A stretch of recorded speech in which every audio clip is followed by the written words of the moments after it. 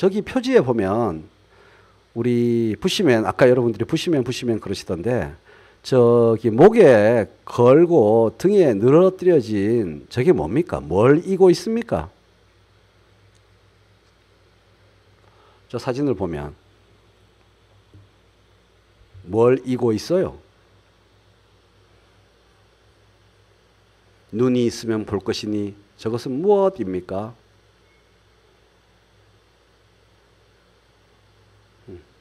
해골이죠, 해골. 해골 바가지를 이고 있습니다. 웃기죠? 웃기지 않습니까? 해골을 왜 이고 다닐까? 그리고 저것은 누구의 해골일까? 물통 아닙니다. 물통 아닙니다. 원효대사 아닙니다.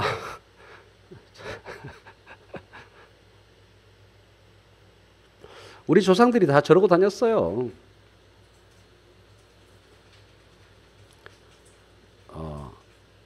자기 조상의 해골입니다. 자기 조상의 해골.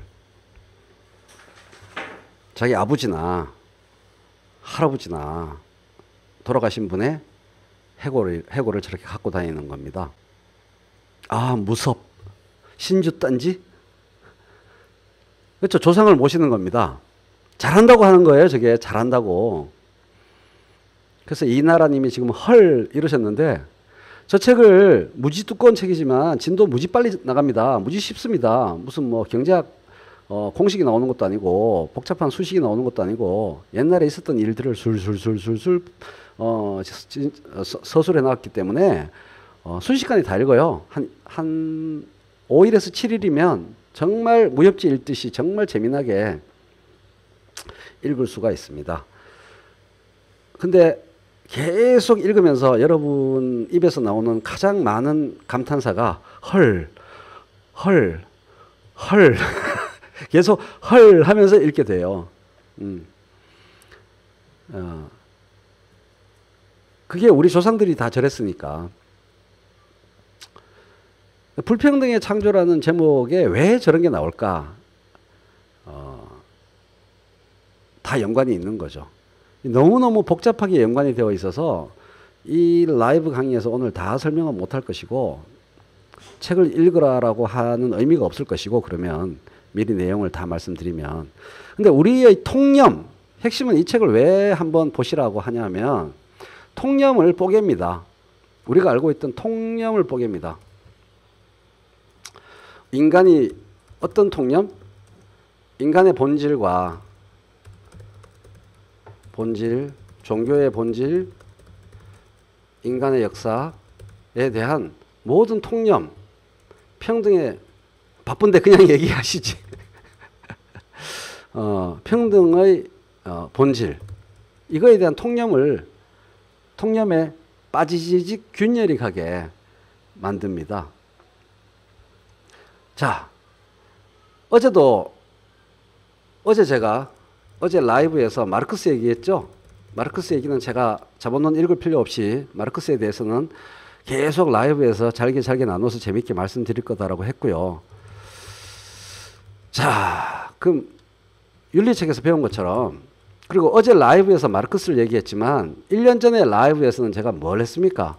1년 좀 더 전에 최초의 정은 B평 라이브에서 제가 혼신의 힘을 다한 연기를 했었죠. 기억나십니까? 정은 B평 라이브 1년 2개월 전쯤에 보신 분들은 저의 혼신의 힘을 다한 연기 1년 반 전이구나. 1년 반 전 추울 때였으니까 제가 까만색 파카 입고 라이브를 카페 앞에서 할 때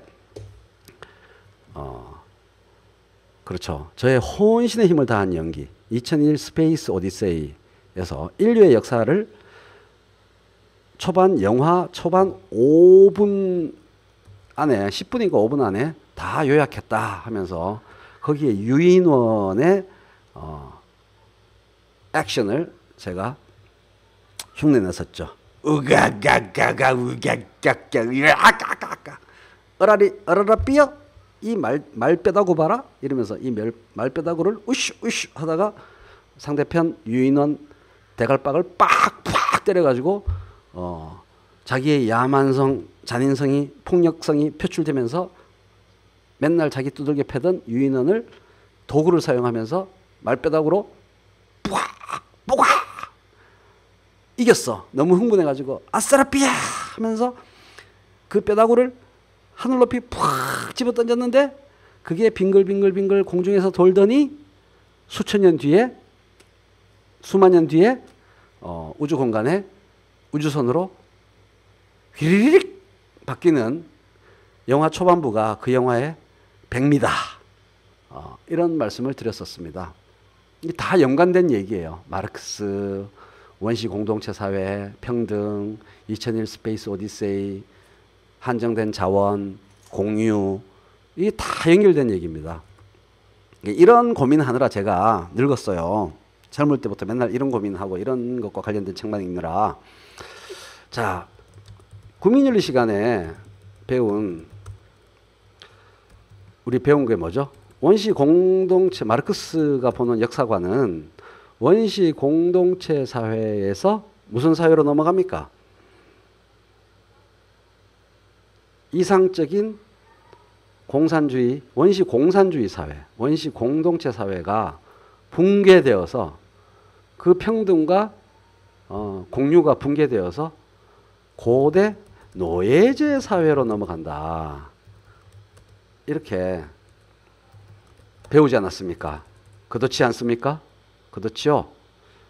시험에도 나오고 그러잖아. 고대 노예제 사회, 로마로 대표되는 고대 노예제 사회가 다시 붕괴되어서 새로운 사회로 넘어간다. 이렇게 또 우리가 세계사 시간에, 문화사 시간에, 학교 윤리시험 시간에 공부를 했습니다. 윤리 시간에. 뭐죠? 중세 봉건 사회로 넘어가지 않습니까? 그죠? 그 뭐 로마가 멸망하고 게르만족이 침입하고 얘기 쫙 나오지 않습니까? 그죠? 중세 봉건 사회가 붕괴되면서 어떤 사회로 넘어갑니까? 각종 농민 반란을 필두로 해서 시민혁명, 부르주아 혁명을 통해서 자본주의 사회, 근대 자본주의 사회로 넘어가죠. 이때에 마르크스가 태어나가지고 자본론도 쓰고 공산당 선언도 쓰고 이렇게 된 거죠. 그래서 마르크스의 모든 세계사적 결론은 무엇입니까?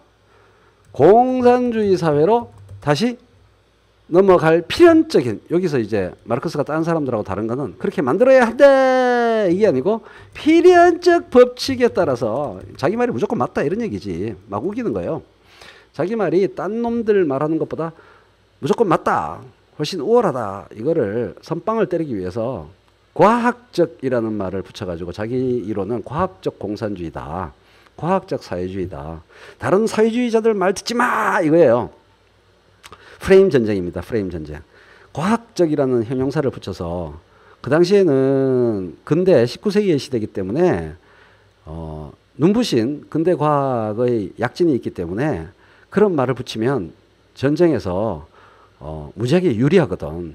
그리고 자기는 과학 공부를 많이 했다 이거지. 그래서 자기 이론 앞에다가 과학적이라는 형용사를 붙여서 나는 과학적 사회주의야, 딴 사회주의자들은 다 엉터리야, 이걸 한 거죠. 그래서 그 과학적 사회주의의 분석에 따르면 필연적인 법칙에 따라서 공산주의 사회로 넘어간다 해서 원시 공동체 사회에서 다시 한 사이클을 이루죠. 공산주의 사회로. 이 원시 공동체 사회라는 게 원시 공산주의 사회잖아요. 원시 공산주의 사회에서 새로운 공산주의 사회로 넘어갈 거다라는 이론의 얼개를 갖고 있는 게 대체적으로 마르크스의 사상이죠. 맞죠? 이거 부정할 사람은 없어요. 기본적으로 이런 얼개를 갖고 있습니다. 근데 마르크스 당시에 마르크스도 이걸 어떻게 알았게? 책을 보고 알았지. 마르크스 당시의 인류학 발전 수준과 지금의 인류학 발전 수준이 달라요. 새로운 정보로, 새로운 연구로 옛날의 모습에 대해서 어림짐작으로 얘기했던 것보다 훨씬 더 구체적으로 발전된 연구 성과물이 나와 있단 말이죠. 그러니까 환상적으로 원시 공산주의 사회를 상상하고 약간의 정보로 상상한 것보다 자세히 연구해 보니까 꼭 그렇지만은 않네? 이런 정보들이 많다는 거죠. 그런 걸 담고 있는 게 이 책이다 이런 얘기예요. 그런 걸 담고 있는 여러 책들 중에 하나가 이 책이다 이런 얘기예요. 아, 옛날이 꼭 우리가 단순하게 상상했던 것처럼 옛날 사회의 모습이 꼭 그런 것만은 아니네 이런 얘기입니다. JO님 마이크 테스트 하고 있습니다.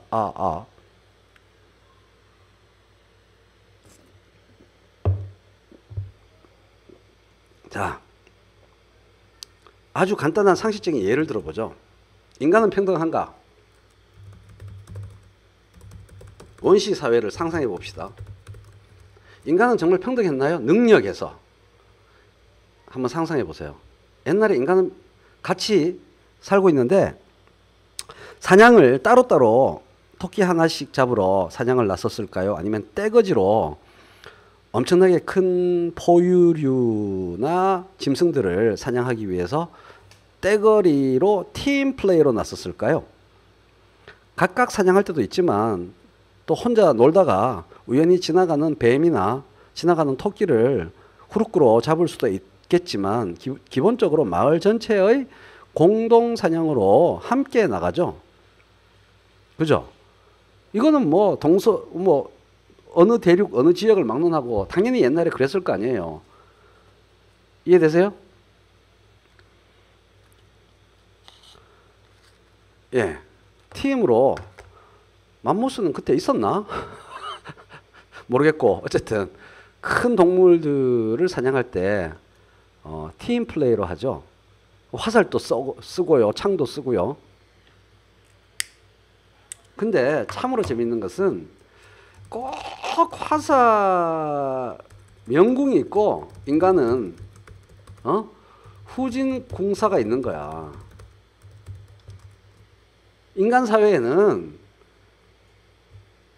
백발백중하는 놈이 나오고 꼭 있어. 그죠? 근데 날리는 화살마다 삑사리 공사가 있는 거야. 인간은 그렇게 생겼으니까. 그죠?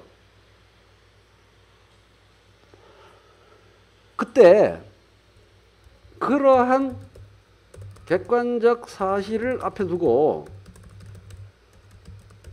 조상들은 어떤 지혜, 솔루션을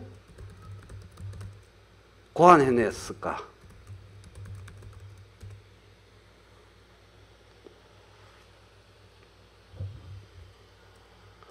화살촉 바꿔! 이거를 한 거야. 여러 가지 효과가 있어요. 그러니까 멧돼지를 결정적으로 쓰러지게 만든 화살을 쏜 놈이 그 잘난 놈이 누군지 가급적이면 모르게 하는 거야. 쏠 때마다 멧돼지 근처에도 못 가는 놈이 무능한 놈이 누군지 가급적 모르게 하는 거야. 그러니까 잘난 놈을 못 봐줘. 그 당시의 분위기는 잘난 놈을 안 봐줘. 잘난 놈을 안 봐줘요. 근데 이게 시기 질투 때문에 그러는 게 아니야.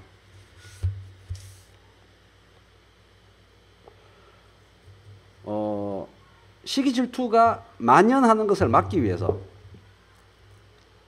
시기와 질투가 만연하면 공동체 전체가 붕괴하기 때문에. 왜? 그 당시는 공동체가 자연과 맞서느라 후달려 자연과의 전쟁 속에서 생존하기 위해서 모여서 사는데 지금의 문명사회처럼 탄탄하고 파워가 있는 게 아니라 겨우겨우 자연과 맞서서 투쟁하고 있기 때문에 공동체가 붕괴되는 것이 그냥 우리 지금 마을 농촌 공동체가 붕괴된다라는 그런 우려랑 당시에 그 원시인들이 공동체 붕괴를 우려하는 거랑은 급이 다르죠. 이 생존을 건 매우 중요한 생존의 문제, 생물학적 문제, 진화와 관련된 문제라는 거죠. 죽느냐 사느냐 문제라는 거야, 공동체 전체가. 그렇기 때문에 불평등이 공동체 내에 생기면 공동체가 붕괴하고, 그러한 우려 때문에 최고의 가치가, 최고의 생존적 가치가 평등입니다. 평등. 그냥 도덕적 성찰에 의해서 평등하면 좋지 이런 게 아니야. 생물학적으로 살기 위해서 평등한 거야. 원숭이 집단을 보면 평등합니까? 안 평등합니까? 원숭이 집단과 인간 집단, 초기 인간 집단을 비교해 보면 돼요. 여기서 모든 차이가 시작된 거거든요. 원숭이 집단은 평등하지 않습니다. 철저한 위계제죠. 애초부터. 얘들은 옛날부터 지금까지 그냥 철저한 위계제입니다. 대빵 원숭이가 대빵이야 그냥. 근데 초기 인간 집단에서는 유인원과 다른 원숭이와 다른 길을 선택합니다. 철저한 평등만이 팀 플레이를 만들어내고, 그러면 먹을 게 많아진다. 이걸 깨달은 거죠. 그래서 원숭이와 다르게 인간만이 생존력을 높이기 위해서 평등이라는 가치를 발명한 겁니다. 신이 떨궈준 게 아니고, 평등이라는 가치는 생물학적 생존과 번식을 위해서 발명한 거예요. 발명. 인간이. 수억 년 전부터 하나님이 에덴 동산에서부터 오다 내린 게 아니란 얘기야. 오다 내린 게 아니라는 거예요. 인간이 발명한 고안물이라는 거야. 평등이라는 개념과 가치는.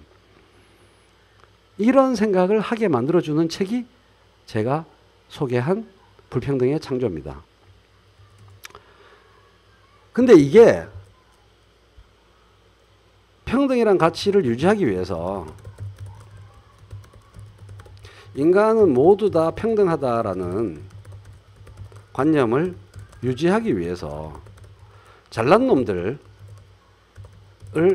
누르기 위해서, 깝치지 못하게 하기 위해서 또 두 번째 발명품을 만들어냅니다. 뭘까요? 인간은 다 구려. 인간은 다 겸손해야 돼. 인간은 다 평등해.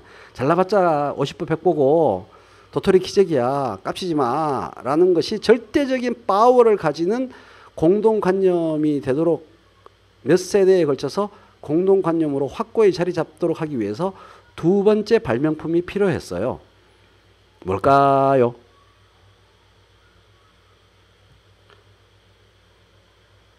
이게 뭘까요? 첫 번째 발명품은 평등 개념. 평등 개념이 개념에서 머물지 않고 현실로 계속 유지되기 위해서, 평등이 개념에서 머물지 않고 현실로 계속 작용하도록 하기 위해서 꼭 필요한 발명이 있었습니다. 그렇습니다. 절대자가 아주 옛날 얘기예요. 인권 민주주의는 비교적 가까운 과거의 일이고, 지금 얘기하는 거는 가득한 과거의 얘기예요. 법, 제도 아니에요. 절대자, 완전 원시사회를 생각하시라니까요. 헐벗고 대충 풀떼기로 대충 가리고 있는 그 아까 그 표지에 나온 것 같은 절대자, 하늘, 신, 이 개념이 꼭 필요했던 거예요.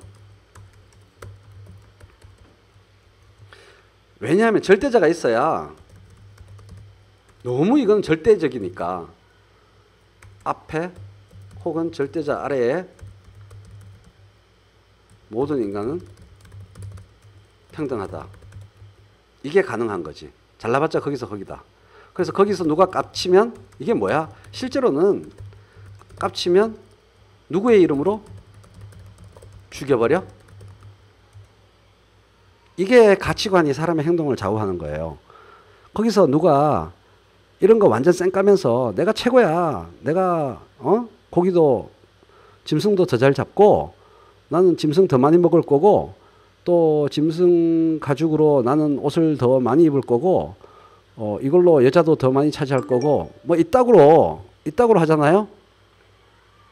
최인호 같은 이상한 새끼가 있는 거야. 잘난 척하는 새끼. 그거 죽여버리고 싶어. 근데 죽여버릴 때 명분이 필요하거든요. 명분이. 집단 린치.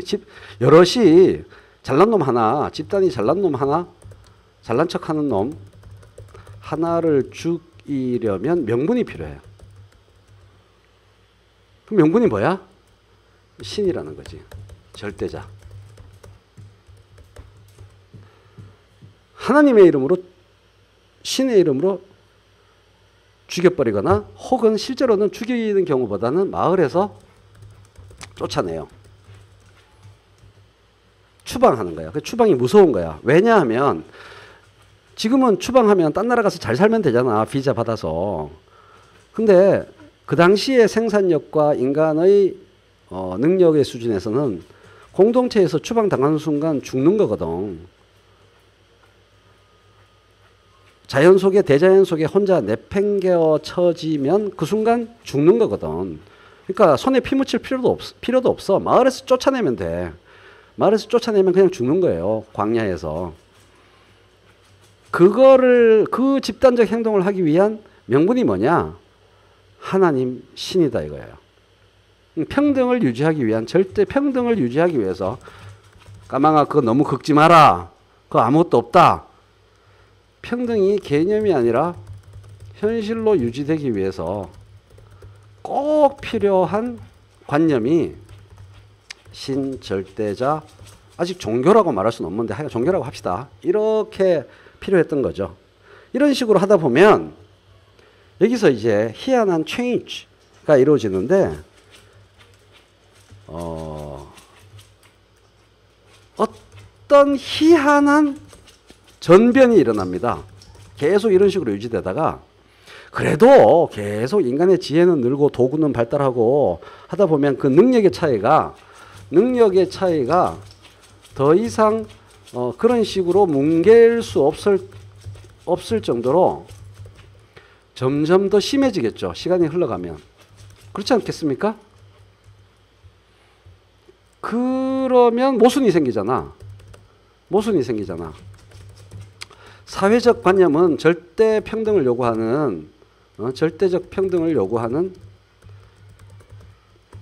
종교와 결합된 절대자와 결합된 관념이고, 까망아 오늘 너 시끄럽다. 콧김 내뿜지 마. 절대자와 결합된 제도, 관념이고,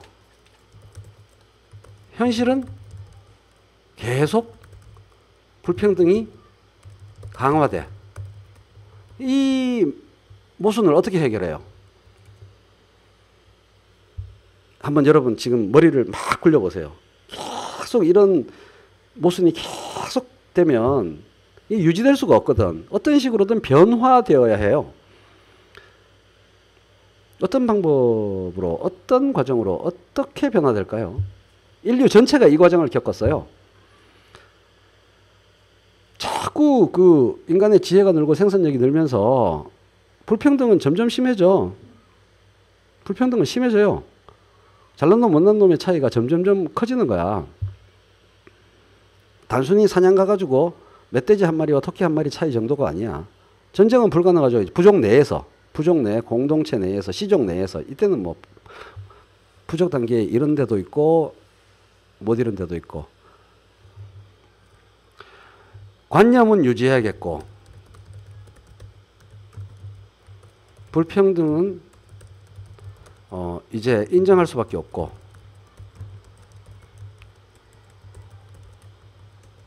이 두 개를 다 일타쌍피로 만드는 방법은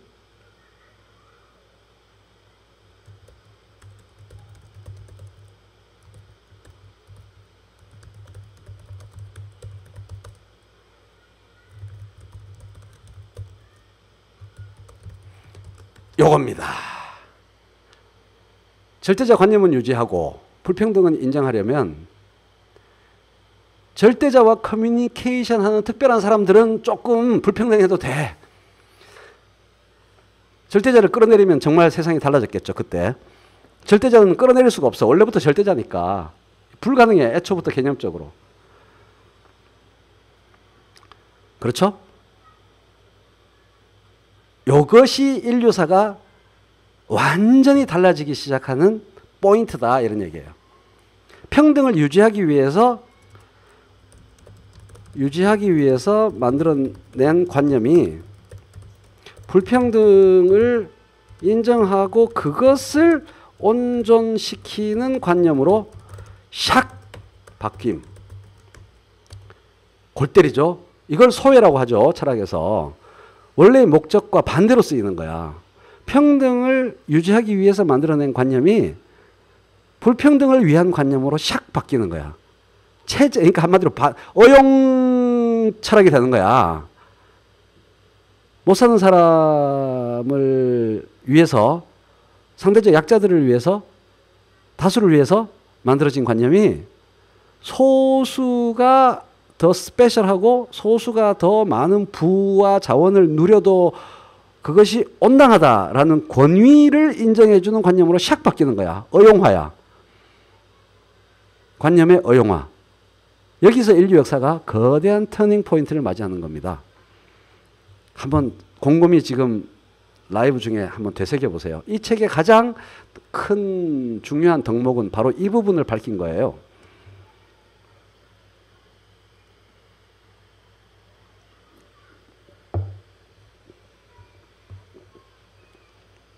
그래서 종교가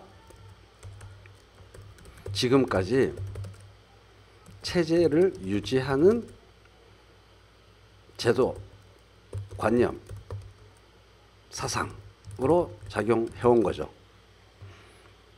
불평등을 유지시켜주는 그 무엇으로 바뀌어버린 거야.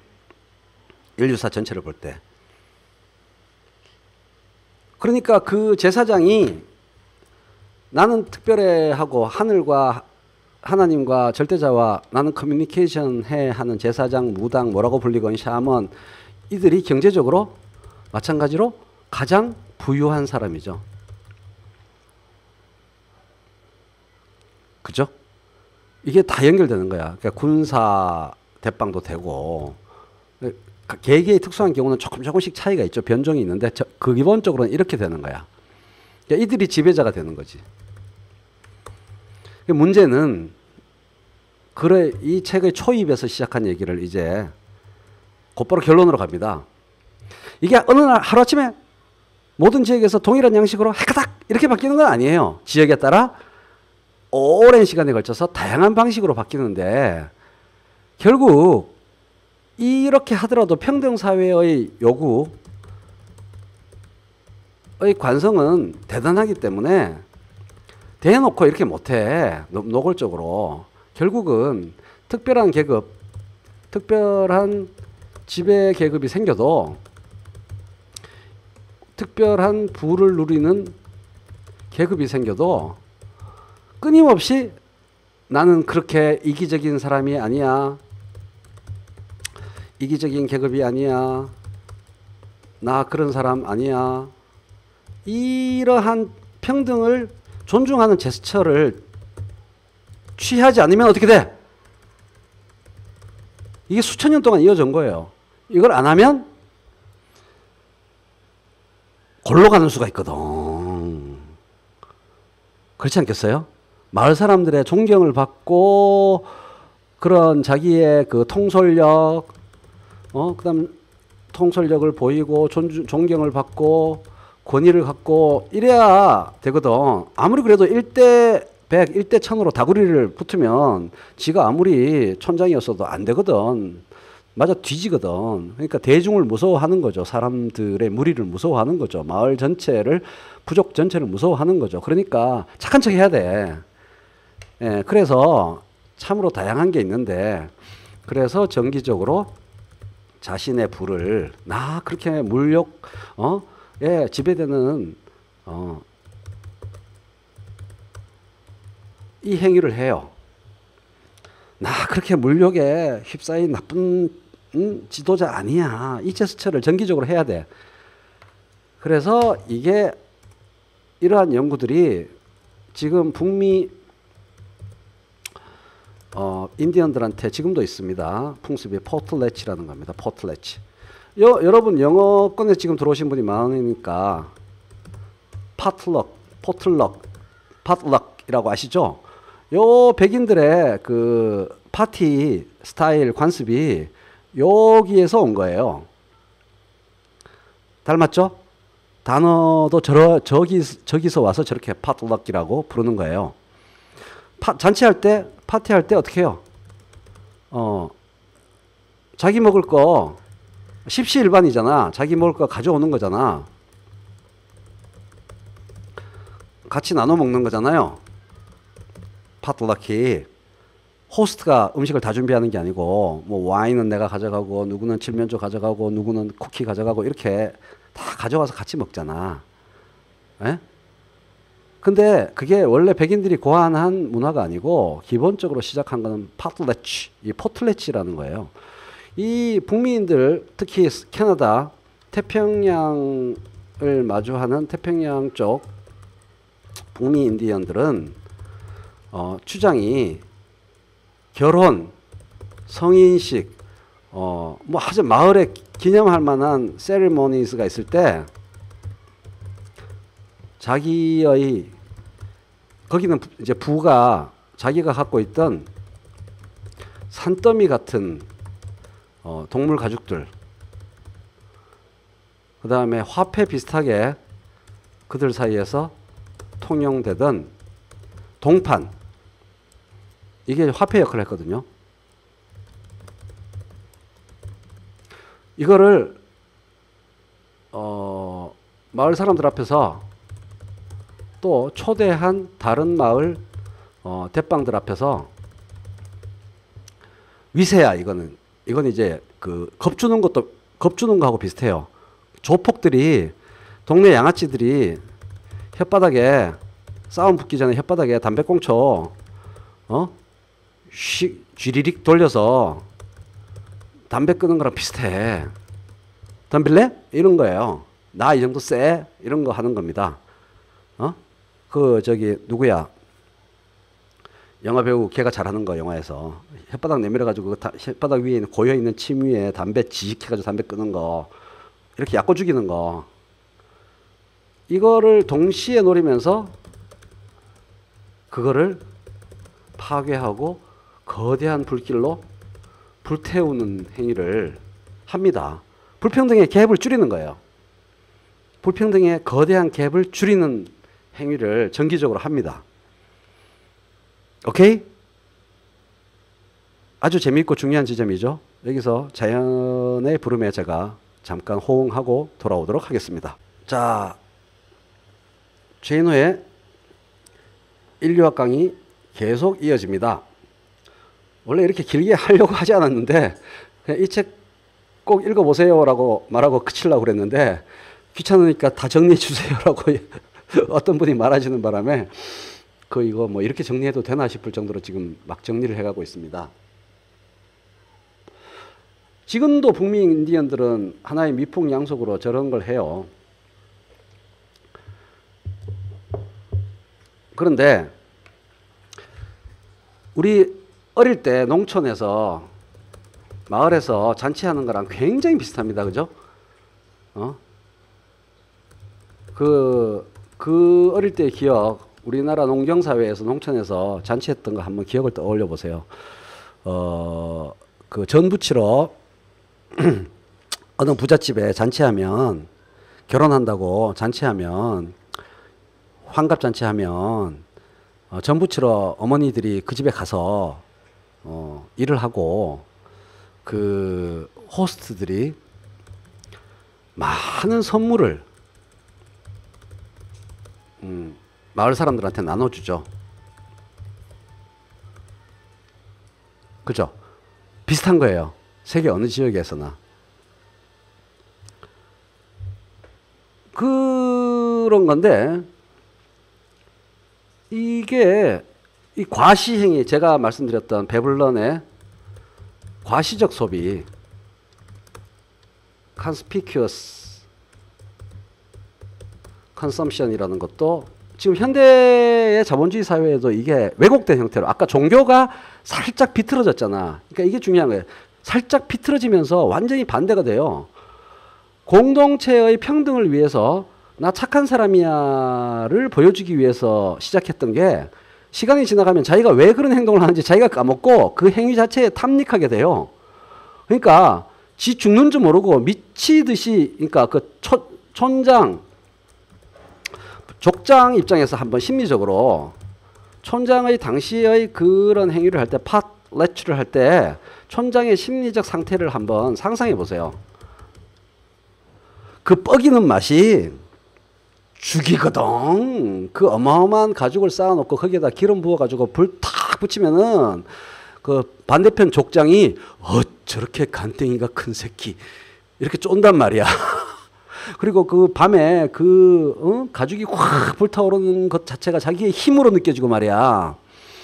기분 죽이거든.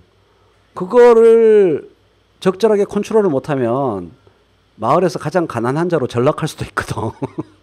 죽을 똥 살 똥 모르고 위세를 부릴 때 인생 뭐 있어? 저거 내가 뭐 죽고 짊어지고 갈 것도 아니고 인생 뭐 있어? 하면서 그 과시를 할 때의 그 심리적인 화학 물질 분비가 끝내주거든. 거기에 또 중독돼요. 그게 현대 자본주의 사회의 우리나라에서의 졸부들의 모습과 별로 다르지 않아. 딴 사람들이 상상도 할 수 없는 소비를 하는 거야. 어? 채팅이 연결 해제되었습니다. 다시 연결하는 동안 기다려주세요. 연결되었습니다. 허세. 인간의 심리에 그런 게 굉장히 중요하다는 거죠. 그래서 이거는 두 개의 개념이 헤겔이라는 철학자의 그 자기인정투쟁이라는 개념하고 이게 베블런의 과시적 소비라는 게 별로 다른 게 아니에요. 딴 사람들한테 자기가 먹어주는 거, 과시, 그런 거. 그게 인간한테 본질적으로 있는 거야. 그래서 어떤 촌장은 잘못 불태워가지고 2년 뒤에 마을에서 빌어먹는 신세로 바뀔 수도 있다고. 그렇죠? 우리 주변에서도 많이 볼 수 있잖아. 근데 이게 단순히 비싼 물건 사는 거는 conspicuous에 해당하지 않아요. 비싼 물건 사는 정도로 conspicuous consumption 안 들어가. 이해할 수 없는 정도의 소비를 해야 돼. 골 때리는 소비, 한마디로 골 때리는 소비를 해야 부자라고 말할 수 있어요. 좀 남들보다 비싼 거 사는 정도는 중산층이라는 자기 인정 확인일 뿐이지, 골 때리는 소비를 해야, 엽기적 소비를 해야 부자야. 먹어줘. 과시가 효율성을 가져. 우리 주변에서 볼 수 있는 게 뭐죠? 골 때리는 소비. 조영남 화투 그림 사는 거야. 그림 사는 거예요. 그림 사는 거. 대표적으로 conspicuous consumption의 예는 되게 많지만 보통 사람들이 따라갈 수 없는 소비는 먹을 수도 없고 씹을 수도 없는 저런 그림들을 40억, 50억, 100억 주고 사는 거야. 현대사회로 이야기 소재를 살짝 바꾸면 구별짓기. 난 너네들이랑 달라. 이게 인간의 심리에, 인간의 행동에 어마어마한 영향을 미친다는 거예요. 그러니까 줏대 있는 사람은 그런 거에 안 휘둘리지. 그래서 내가 지난번 라이브에서 줏대 실존주의, 본질적 실존주의, 가장 중요한 실존주의가 필요하다. 줏대를 가지면 이런 거에 안 휘둘린다. 이런 삶의 개인적인 철학에 대해서도 말씀드렸지만 사회 전체적으로는 이렇게 흘러가는 거예요. 그러니까 벤츠를 왜 사겠어? 브랜드에 왜 목매달겠어? 난 달라. 나한테 꿇어.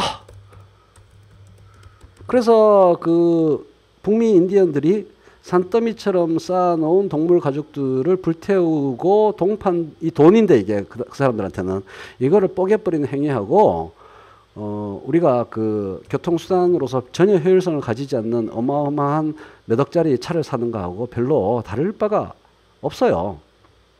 기본적으로. 효과를 가져. 국어에 대한 정밀한 교정을, 과시가 효과를, 발휘해. 이렇게 바꿔야지 정확한 국어가 되겠죠. 그 와중에 이제 다시 선물 얘기로 돌아가서